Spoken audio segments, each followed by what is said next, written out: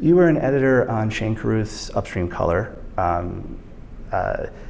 His movies, he's Mr. Time. Like he's Mr. And my understanding is that he came down and helped you in a unique way on I think probably in discussing some of the things that we're discussing right now, right?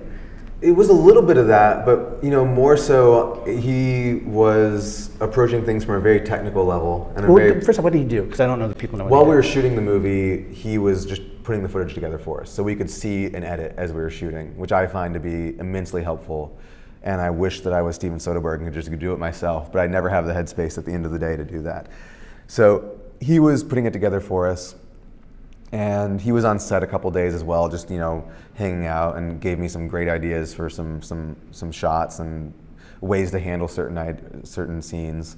And they weren't the ones people expect. Like they weren't like Rooney leaving the house 3 times. That was in the script already. But like he thought that we really needed a camera in the wall when he's scratching at the wall, and he's like you need that shot, and he was right. We needed that shot, and we got that, and built a special rig just for that. And because as you say, he does mess with temporality in his movies.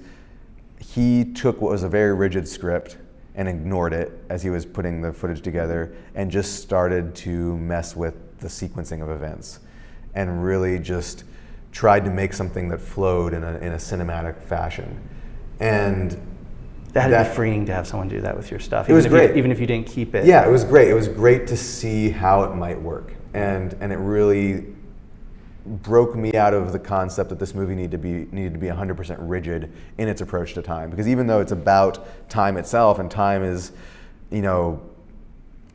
moving forwards and backwards in time is an actual literal plot part of the plot. I didn't really think this movie could get flexible in the way that it ultimately did.